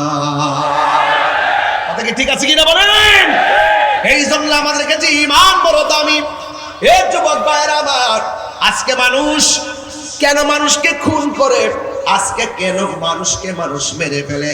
একটা মাত্র কারণ, কবরের জবাবদিহিতার কথা মানুষ ভুলে গেছে, আখিরাতের জবাবদিহিতার কথা মানুষ ভুলে গেছে। আজকে যদি আখিরাতের জবাবদিহিতার ভয় থাকতো, আজকে কোনোদিন এমন ভাবে মানুষ মারতে পারতো না। আল্লাহর ওলির প্রায় ৯৭টা মাজার ভাঙা ফেলাইছে। কথা কোন ঠিক না বেঠি? কবর থেকে লাশ তুল্লা আগুন দিয়া পোড়াইয়া দিছে। ৫৩ বছরে এমন সংস্কৃতি আমরা কখনো দেখি নাই। কথা বলেন ঠিক কিনা? আমরা মারতেছে, মাজারও ভাঙতেছে, মসজিদের ইমামও মারতেছে, বিচার দেওয়ার মতো কোনো জায়গা নাই। তার মানে বোঝা গেল রে বাবা, এই পৃথিবীর ভিতরে জালেম যুগে যুগে ছিল, যারা জুলুম করেছে। আমরা মাজলুম, মাজলুমের বদদুয়া কিন্তু কাজে লাগে। মাজলুম যখন হাত তুলে দেখবা হঠাৎ করে ধ্বংস হয়ে গেছে। কথা কোন ঠিক না বেঠি? এই জন্য দেখো হুসাইন রাদিয়াল্লাহু তাআলা আনহু শহীদ হয়েছে, কিন্তু এজিদের নাম কেউ নেয় না।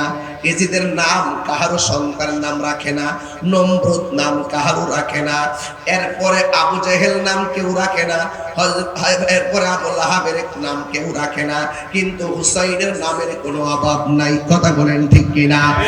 এই জন্য যারা জুলুম করে টুডির টুমুর তারা ধ্বংস হয়ে যায়। আপনি কি মনে করেন না মসজিদের ইমাম সাহেব গইসুদ্দিনের কি কোনো দোষ ছিল? কোনো দোষ ছিল? যেভাবে মারছে, মুখের মধ্যে পানি দিয়ে আবার পানিটা নিয়ে আইছে, মনে আসেনি? এই মনে আসেনি? এই বিচার কিন্তু বাংলাদেশে একদিন হবে ইনশাআল্লাহ। হবে না? হবে না? হবে না? হবে না? এই হবে কি না বলেন না কেন? এই বিচার বাংলার জমিনে হবে। মনে রাখো, যতই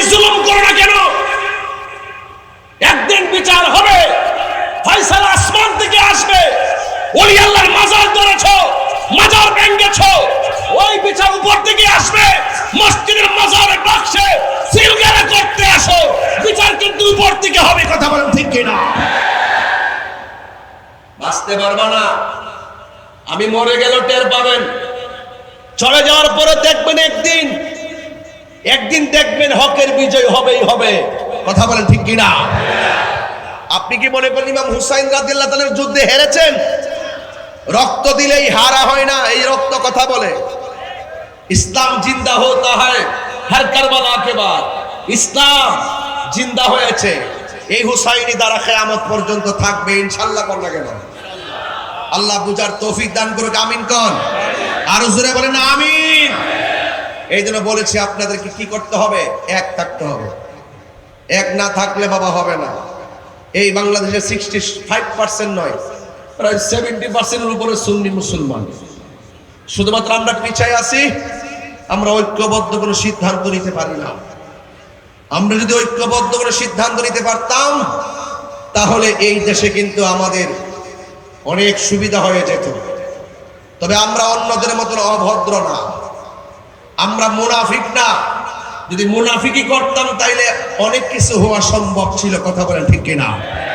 ইমাম হুসাইন রাদিয়াল্লাহু তাআলা আনহু মুনাফিকদের বিরুদ্ধে যুদ্ধ করছেন, এই জন্য আমরা মুনাফিকদের বিরুদ্ধে যুদ্ধ করি। ঠিক আছে কিনা? এই মুনাফিক আমাদের সাথে সাথে থাকে, সুযোগ পেলে আমাদেরকে শেষ করে ফেলবে, এটা আমরা ভালো করে জানি। এরপর আওয়াজ করে বলুন, আওয়াজ করে বলুন, হায়াতের মালিক কে? আরো বড় কেমন? হায়াতের মালিক কে? জুলুম করবেন না, মানুষকে ঠকাবেন না, মানুষকে ধোঁকা দিবেন না, মানুষের সঙ্গে প্রতারণা করবেন না। একদিন মরণের পর হিসাব দিতে হবে, পুঙ্খানুপুঙ্খানু হিসাব যিনি গ্রহণ করবেন। জবান খুলে বলুন তিনি কে? আরো বড় করে, তিনি কে? হিসাব দিতে হবে। গভীর মনোযোগ, ওই হিসাব দেওয়ার জন্য আহলে সুন্নাত ওয়াল জামাতের মানুষ সদা সচেষ্ট। এই জন্য মুনাফিকি করতে পারে না, কাউকে খুন করতে পারে না, গুম করতে পারে না। ও বন্ধু, যুব সমাজদেরকে আমি প্রাণ ভরে বলে দিয়ে যাই, যুবকরে তোমার মধ্যে হুসাইনি চেতনা লাগবে, হুসাইনি ভালোবাসা লাগবে। একদিন আমরা এই পৃথিবী ছেড়ে চলে যাওয়া লাগবে। ওই জায়গাটার নাম কোন কবর। এই কবর বড় সাংঘাতিক জায়গা। এই জায়গায় তোমার বাবা গেছে আর ফিরে আসে নাই, তোমার মা গেছে আর ফিরে আসে নাই, তোমার দাদা গেছে আর ফিরে আসে নাই, আপনার আত্মীয় স্বজন গেছে আর ফিরে আসে নাই। যেমন আমার বাবা চলে গেছে, 7 বছর হয়ে গেছে, আদৌ ফিরে আসে নাই। ওই কবরে যাওয়া যেহেতু লাগবে, আল্লাহর বিধান মানা লাগবে। আমার নবী, আপনার নবী বলেন, আমি তোমাদের কাছে 2টা জিনিস রেখে যাচ্ছি। এই 2টা জিনিস যদি তোমরা আঁকড়ে ধরে রাখো, কোনোদিন পথভ্রষ্ট হবে না। 1 নম্বর হলো আল্লাহর কালাম, 2 নম্বর হলো আমার আহলে বায়াত। এই 2টা জিনিস যদি তোমরা সুন্দর করে ধরে রাখতে পারো, তাইলে কোনোদিন তোমরা পথভ্রষ্ট হবে না। এখন কথা হলো, এই কোরআনকে মহব্বত করলে কি হবে? কোরআনকে মহব্বত করলে কি হবে শুনে যান। এই কোরআনের ভিতরে 2টা দিক আছে, একটা হলো কল্যাণকর, আরেকটা বলেছেন অকল্যাণকর। কল্যাণকর পথ যদি তুমি গ্রহণ করো, তাইলে তুমি জান্নাতে যেতে পারবা। অকল্যাণের পথে যদি পা বাড়ান, তাইলে আপনি জাহান্নামের মধ্যে যাবেন। তাই তো আমার আল্লাহ রাব্বুল আলামিন কোরআনে বলে দিয়েছেন, পৃথিবীর মানুষ, আমি তোমাদেরকে বানিয়েছি, তোমরা আমি আল্লাহকে ভয় করো, হাক্কা তুকাতিহি, যথাযথভাবে ভয় করো। তবে সাবধান, ওয়ালা তামুতুন্না ইল্লা ওয়া আনতুম মুসলিমুন, তোমরা মুসলমান না হয়ে মরিও না। তাইলে আমার প্রশ্ন হলো, মুসলমান তো সবাই দাবি করে, মুখের মধ্যে দাড়ি আছে, মাথার মধ্যে আমার মতন ফাকরি আছে, কিন্তু অন্তরের ভিতরে মুনাফিক আছে। এই জন্য নিফাক বিল ইতিকাদ দূর করা লাগবে, আর আমার আল্লাহর ইবাদত করা লাগবে। আল্লাহ রাব্বুল আলামিন বলে দিয়েছেন, লাকাদ খালাকনাল ইনসানা ফি আহসানি তাকওয়িম, অবশ্যই অবশ্যই আমি আল্লাহ রাব্বুল আলামিন তোমাদেরকে অবয়ব সুন্দর নমুনায় সৃষ্টি করেছি। কাইফা তাকফুরুনা বিল্লাহি ওয়া কুনতুম আমওয়াতান আহইয়াকুম সুম্মা ইউমীতুকুম সুম্মা ইউহয়ীকুম সুম্মা ইলাইহি তুরজাউন। তোমরা কিভাবে আমি আল্লাহকে অস্বীকার করছো? তোমরা ছিলে মুর্দা, তোমরা ছিলে নিষ্প্রাণ।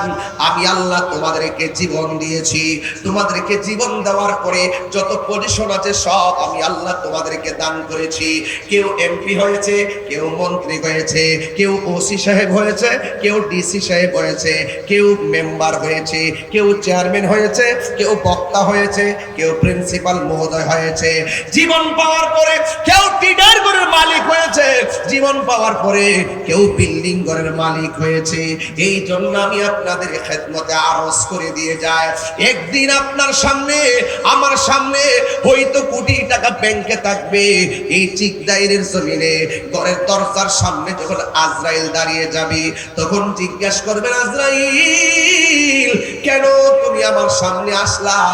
আজরাইল বলবে, তোমার আয়ু শেষ হয়ে গেছে, কিছুক্ষণের ভিতরেই তোমার ভিতর থেকে রূহটা বের করে নিয়ে যাব। আজরাইল যখন দাঁড়িয়ে যাবে, ব্যাংকের টাকার কথা মনে থাকবে না। কথা বলেন ঠিক কিনা? আজরাইল যখন দাঁড়িয়ে যাবে, সংসদের অধিবেশনের কথা আর মনে থাকবে না। আজরাইল যখন দাঁড়িয়ে যাবে, তখন মা বাবা সন্তান সন্ততির কথা মনে থাকবে না।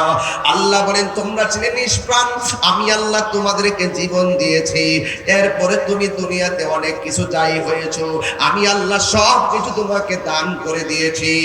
এরপরে তোমার সময় যখন শেষ হয়ে যাবে, যখন আজরাইল তোমার সামনে দাঁড়িয়ে যাবে, তখন তোমার আর দুনিয়াদারি কাজ হবে না। আমি আল্লাহ তোমাকে নিয়ে যাব, একটা থাবা মেরে সব মালিকানা শেষ করে দিব। ওই থাবার নাম হইল মৃত্যু। এই মৃত্যু নামক থাবার মাধ্যমে তোমার বক্তাগিরি শেষ হয়ে যাবে, তোমার মালিকানাগিরি শেষ হয়ে যাবে। এই জন্য যুবক অনুরোধ করে বলে দিয়ে যায়, এখন জীবন যখন শেষ হয়ে যাবে, আপনি আমি কোথায় যাব? আল্লাহ রাব্বুল আলামিন বলেন, সুম্মা ইলাইহি তুরজাউন, অতঃপর তুমি আমি আল্লাহর দিকে ফিরে আসবে। আল্লাহর দিকে যেহেতু ফিরে যেতে হবে, কোন মুখ নিয়ে আমার আল্লাহর সামনে দাঁড়াবেন? আল্লাহ যদি ডাক দিয়ে বলে, আমার বন্ধু নবীরে তুমি ভালোবাসছিলানি, আপনি যদি মুখ দিয়া বলেন ভালোবাসছিলাম, রেকর্ড কিন্তু আল্লাহর কাছে আছে। যদি বলে নামাজ পড়ছিলানি, যদি বলেন আমি পড়ছি, রেকর্ড কিন্তু আল্লাহর কাছে আছে। যদি বলে হজ করছিলাম, টাকার মালিক বলেছিলাম, যদি বলো তুমি হজ করছো, রেকর্ড কিন্তু আল্লাহর দরবারে আছে। এই জন্য বোঝা গেল চুল পরিমাণ কোন সুযোগ পাবে না, মিথ্যা বলার সুযোগ নাই। আমার আল্লাহ বলেন, আমি আল্লাহ তোমাকে পাঠাইছি, আবার আমি আল্লাহর কাছে তোমাকে ফিরে আসতে হবে। একটা থাবা মেরে তোমার সব মালিকানা শেষ হয়ে যাব। বন্ধুরে, ও চিকিদারের বাবা, সব শেষ করে দিবি। ওই থাবার নাম হলো মৃত্যু। এই মৃত্যু নামক থাবার মাধ্যমে সব শেষ হয়ে যাবে। এই জন্য তোমরা মনে করতেছো আসল নায়রের বাড়ি বুঝি আপনার বাড়ি। আসল নায়রের বাড়ি তোমার বাড়ি না। আসল নায়রের বাড়ি হলো অন্ধকার কবর। অনন্ত সীম প্রেমময় তুমি, বিচার দিনের স্বামী। ওই জায়গায় কিন্তু আমার মহান আল্লাহ রয়েছেন। এই জন্য আসল বাড়ি এই পৃথিবীর কোনো ঘর নয়, আসল বাড়ি হলো অন্ধকার কবর। এই কবর বড় সাংঘাতিক জায়গা। আমার নবী আপনার নবী বলেন, আমি যখন মেরাজে গিয়েছি, মেরাজে যাওয়ার পর আল্লাহ আমাকে অনেক আযাব দেখাইছি, আল্লাহ আমাকে অনেক গজব দেখাইছি। আমি দেখলাম অনেক কষ্ট, আমি দেখেছি অনেক কষ্ট। কষ্টের ভিতরে সব চাইতে বড় কষ্ট হলো কবরের আযাব। কবরের আযাব, এই জন্য কবরের আযাব এত কঠিন। আল্লাহর হাবিব বলেন, কবর কাহার জন্য জান্নাতের বাগান, আবার কবর কাহার জন্য জাহান্নামের গর্ত। আমার সামনে একজন, দুইজন, তিনজন, চারজন, পাঁচজন, ছয়জন, এই দিক দিয়ে এক বাই বাদে ছয়জন মানুষ আমার সামনে বসা। এই ছয়জনের মুখের মধ্যে দাড়ি দেখলাম, দাড়িগুলো সাদা হয়ে গেছে। আমি যদি জিজ্ঞাসা করি, বাবা জীবনে এত রাস্তার পরিবর্তন দেখলেন, টের পাইছেন কখন রাস্তা হয়েছে, কিন্তু আপনার মুখের দাড়িগুলা কোন দিন সাদা হয়েছে টের পাইছেননি? তিনি বলবেন আমি টের পাই নাই। আরে হাতের মধ্যে লাঠি নিয়ে রাখছেন বাবা, এই শক্তি কোথায় গেছে, কেমনে কমে গেছে, টের পাইছেননি? তিনি বলবেন আমি টের পাই নাই। ও বাবা, আগের মতো বস্তা মাথায় তুলতে পারেন না, শক্তিটা কেমনে চলে গেছে, টের পাইছেননি? কয় না। ও বাবা, আগের মতো চোখে দেখেননি? কয় না, দেখি না। চোখের গুড়া দিয়া পানি পড়ে কেন, টের পাইছেননি? কয় না। চোখের গুড়াটা ঢিলা হয়ে গেছে কেন, টের পাইছেননি? কয় না, আমি টের পাই নাই। আমি তো আয়নার সামনে দাঁড়াইলে মনে হয় আমি আগের মতো জোয়ান আছি। না না, চোখের মধ্যে নিজের পরিবর্তন বোঝা যায় না। পরিবর্তন বোঝা যায় অনেকদিন অনুপস্থিত থাকলে, পরিবর্তন বোঝা যায়। আবার যুবকরা মনে করো না উনার দাড়ি পাইকে গেছে, মনে হয় যেন উনার মরণের সময় হয়ে গেছে। না না, তোমার মতো অনেক যুবক মোটর সাইকেল অ্যাক্সিডেন্টে মারা যাইতে দেখা যায়। তার মানে বোঝা গেল বাবার আগে সন্তান মারা যায়, সন্তানের আগে বাবা মারা যায়। ও মুরব্বি, চোখের পানি চলচল করে আগের মতো বুঝে চোখে দেখেন না। নিজের বউ পর্যন্ত বোঝে না আসলে চোখটা ঢিলা হয়েছে কেন। এরা মনে করতেছে পায়ের চোরার কারণে বুঝি চুলটা পেকে গেছে। এরা মনে করতেছে বয়সের কারণে বুঝি চোখটা নরম হয়ে গেছে। আসলেই তো বয়স বাড়তেছে, মানে হায়াতের কথা শেষ হইতাছে। সময় মতো একদিন আজরাইল সামনে হাজির হয়ে যাবে। হে বন্ধুরি, এখন সবার উত্তর দেন, মনে মনে নিজের প্রশ্ন করে। আগের মতো চোখে আমি দেখি না তেমন, চোখ জানি হইয়া গেছে কেমনের কেমন। আগের মতো চোখে আমি দেখি না তেমন, চোখ জানি হইয়া গেছে কেমনের কেমন। কেউ বুঝে না চোখে আমার কি হয়েছে, বলো কেউ বুঝে না চোখে আমার কি হয়েছে। আমি বলি আমার মরার চিঠি এসেছে, বললাম আমি বলি আমার মরার চিঠি এসেছে। কথা বলেন ঠিক কিনা? বউ বলেছে বায়ু চড়ায় পাক ধরেছে চুলের গোড়াই গো, কারণ ঘর বুঝে না কোন কারণে চুল পেকেছে। আমি বলি আমার মরার চিঠি এসেছে। আগের মতো চোখে আমি দেখি না তেমন, চোখ জানি হইয়া গেছে কেমনের কেমন। আগের মতো চোখে আমি দেখি না তেমন, চোখ জানি হইয়া গেছে কেমনের কেমন।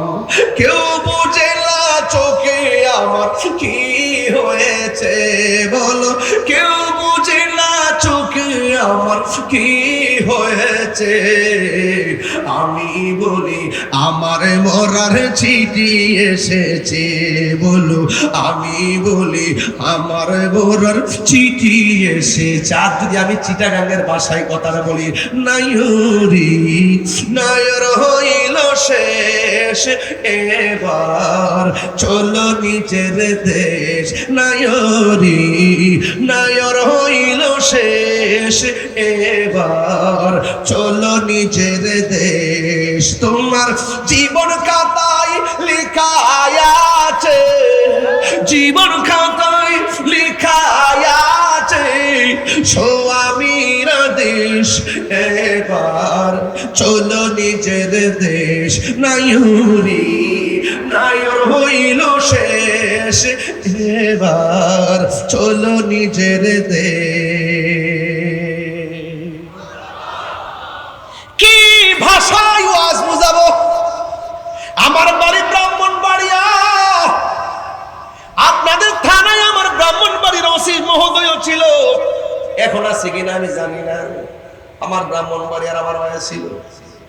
আবার এখানে আমার দেশের অনেক কনস্টেবল ভাইরা আছেন এখানে। আহা আহা, আমার ভাষা বুঝেন কিনা আমি জানি না। তবে যে কথাটা গাইলাম কষ্ট হয়েছে বুঝতে আপনাদের। নায়রি নায়র হইল শেষ, এবার চলো নিজের দেশ। নায়রি নায়র হইল শেষ, এবার চলো নিজের দেশ। তোমার জীবন খাতায় লেখা আছে, জীবন খাতায় লেখা আছে স্বামীরা দেশ, এবার চলো নিজের দেশ। নায়রি নায়র হইল শেষ, এবার চলো নিজের দেশ।